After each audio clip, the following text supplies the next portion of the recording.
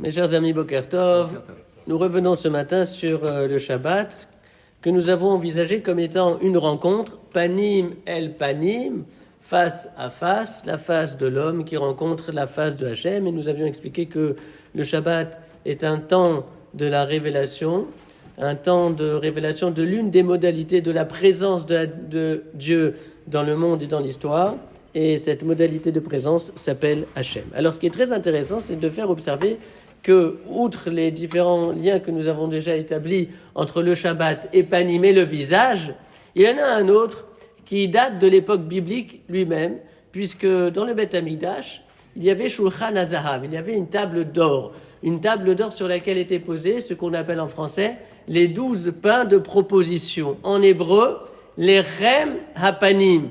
Et si on traduit littéralement l'expression les Chem HaPanim, eh bien on obtient le pain aux faces, le pain au visage.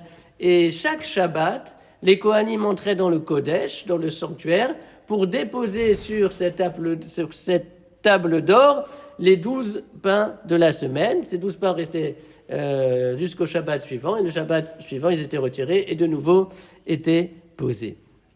Alors, cette notion de lechem panim, de pain au visage, est très intéressante parce que pain au visage, cela veut dire qu'au jour du Shabbat, il s'agit de se nourrir du visage de Hachem.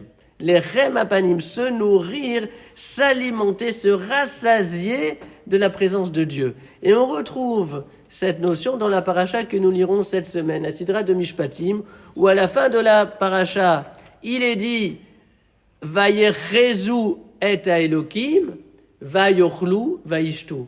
Vayechezu et Elokim. Ils ont une perception de Elokim, de Dieu, au moment de Matan Torah. Vayochlu, ils ont mangé, Vayishtu, ils ont bu.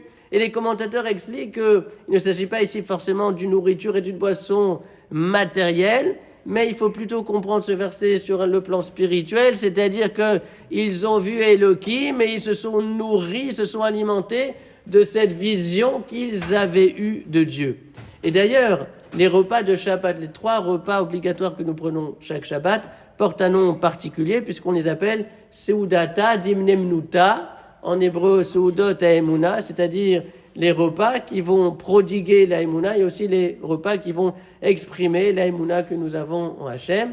Et donc, rappelons-nous qu'au jour du Shabbat, il y a les 12 pains de proposition, les pains au visage qui sont déposés sur la table d'or. Et d'ailleurs, il y a aussi certains qui ont l'habitude de préparer pour le repas, pour le Shabbat, 12 pains. 12 pains en référence avec les 12 pains de proposition, alors que nous puissions nous rassasier du visage de Hachem.